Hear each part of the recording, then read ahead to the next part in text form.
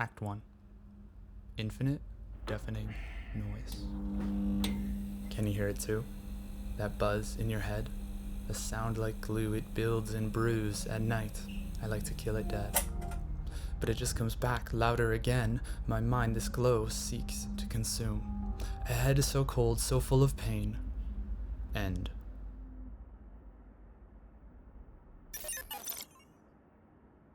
We seek perfection by perpetually imitating and abstracting from a messy reality.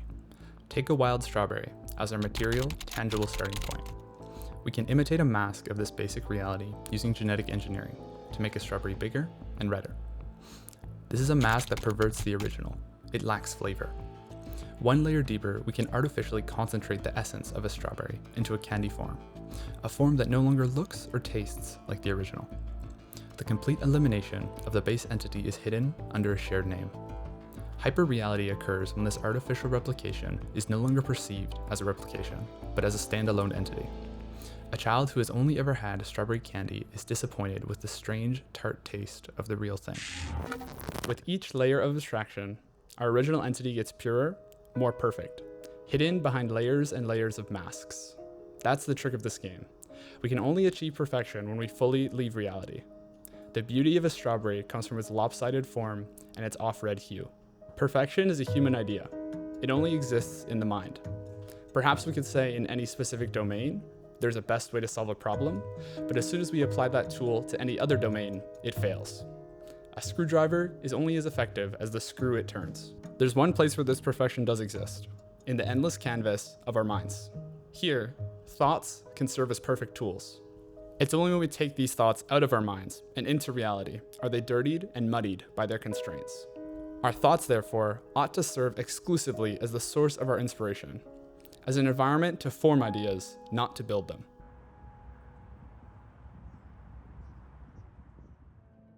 Supplements often have no side effects.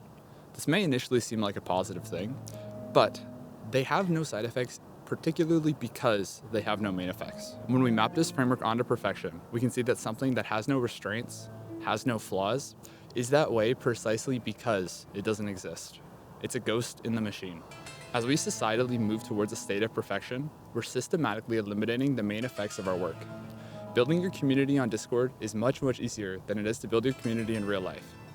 And because of that, you lose the main effect of that community.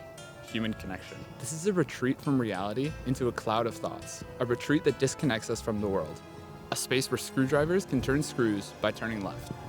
This perfect and pure form of rationality is a dangerous trap. True rationality isn't mere logic or the ability to reason. It's the ability to systematically overcome your self-delusions. Act 2.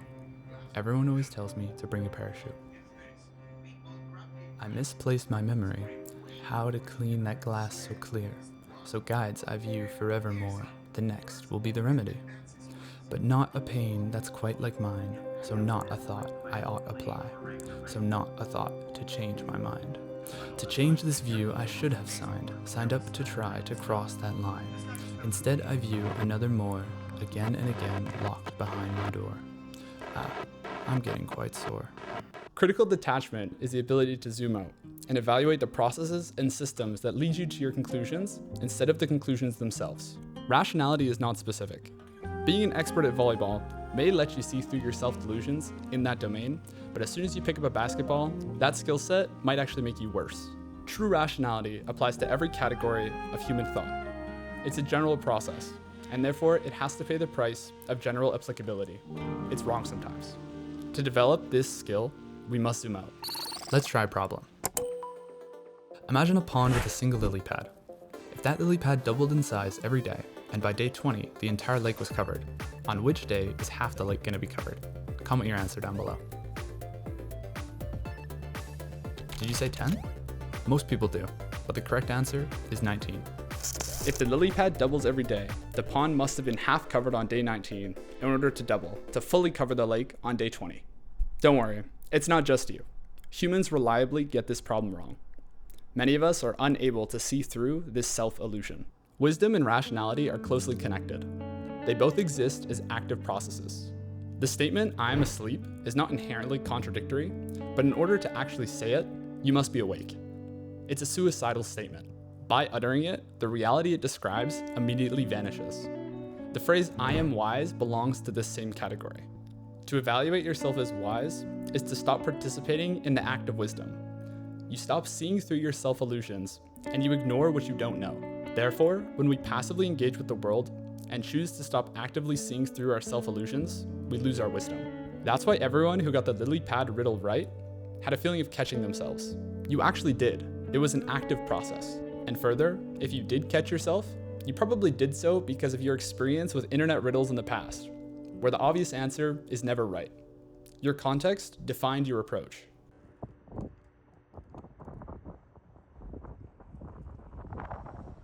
Without context, nothing makes sense, and we can no longer participate meaningfully. Your engagement with your boss only makes sense in the context of the office. If he showed up at your therapy session, nothing would make any sense. This is context collapse. It's like living out your entire life at your wedding reception, where your mother, your future wife, your ex, and your therapist are all at your table, waiting for you to break the silence. To survive this situation, you have to say the perfect thing, but that thing doesn't exist, or it's so sterile that you may as well not have said anything at all. Your ability to say the right thing at the right time to the right person is gone, because you have no context. Without these messy specifics, we drown in a sea of infinite possibilities. The knowledge is there. You know what all of them individually want to hear, but you have no wisdom. When we lose our specific, messy contexts, we drown in a sea of infinity. Social media is the architecture pushing this collapse. When we post online, we're not only posting to everyone we know right now, we're also posting to everyone we might know in the future. There is no context here when we try to appease this invisible, infinite audience. And so anxiety bubbles up. You stop participating. You stop creating things in reality, and you become a node in a technology just trying to appease an algorithm. You become a hyperreal entity, someone who seeks out experiences explicitly for the purpose of posting them and looking good. This is why every logo you see on social media today is some minimalist, reduced version with no design and no life. They don't want to offend anybody. They're trying to appeal to everyone. But even worse, perhaps, are the viewers who passively engage with content. As with every reel they view, they gain more meaningless information, a synthetic realness that draws you deeper into a mass of pure knowledge, a contextless realm of noise. And today of all days, you forgot your parachute. Act 3. Do parrots really live in Toronto? I can't recall, not how or where, this lifelong buzz was brought, that glare. It's always day, sun bright and fair, do bright green birds dare cold air? I'm not quite sure of truth anymore. Is life still mine? What's at my core? Fundamentally, capitalism takes things that exist outside of a market dynamic and converts them into commodities that can be bought and sold. Carl Polanyi categorized this conversion into 3 parts. Human life can be converted into labor, nature can be converted into land, and these conversions can be reborn as money. The private human experience has been added as a 4th domain of this capitalist conversion. It has become a raw material that can be converted into sales. Companies collect information and data on human behavior. At first, this is to optimize product development and advertising. Any additional data collected thereafter is referred to as a behavioral surplus, data with predictive value that exceeds the amount needed for product optimization. This surplus of data can be collected from every human domain, and it feeds a new means of production, machine intelligence. A machine intelligence that takes this behavioral surplus and converts it into prediction products, a market of behavioral futures that bets on the consciousness of every human on the planet. The collection of this data is ubiquitous. If the human experience is the virgin wood that is to be extracted, there has been a complete deforestation, a phenomenon called surveillance capitalism. The more data points that exist, the more refined these prediction products become, and more money can be made. Therefore, these companies have a direct incentive to feed you an infinite torrent of creative colors and shapes, keeping you occupied for as long as they can, to extract the raw material of your experience.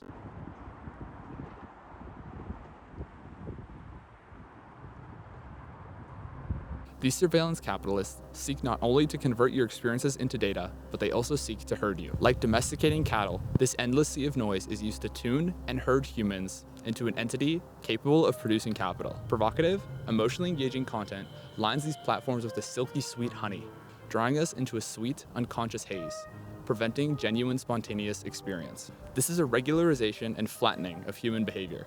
where uncertainty is unlimited and we are turned into a perfect consumer, a wisdomless entity with no desire other than to keep scrolling. Appreciating art is fundamentally immeasurable. It is too imperfect. Your context, your emotional state, and who you are as a person are all going to affect how you engage with it, person to person and across time. This is deeply unprofitable. And so companies do everything they can to flatten us into watch time and clicks. AI is the final frontier in this system. An entity with infinite knowledge but zero wisdom. A stochastic parrot which can only mimic the outer layer of the human experience. Output. Its knowledge is much like a user manual, one that has no consideration for the machine or the mechanic, merely passively providing suggestions. AI can't care. It has no body to experience the constraints of a material reality. And so it seeks only to generate plausible outputs. It treats problems as isolated in time and space, an isolation which strips away the mud of life. A digital hyperreality of a strawberry flavor, but with no fruit. As humans rely on AI more and more, we are continually surrendering our capacity for wisdom. We become objects of this entity out here, being acted upon instead of acting in reality. Act 4. I miss the moon. I remember the moon. She was so bright. This screen blocks me, shuts out her light. I wish I weren't so meekly here, that those in control would just let me clear. The glow is hot and the floor is dusty. I let that screwdriver get so rusty. Maybe I just ought to try, to care, to craft, my final cry. The only antidote that exists to this sea of noise is to move out of the perfection we find in the mind and into the mud of reality. We must ground ourselves in the quality of our work. Quality is the fundamental force of our universe.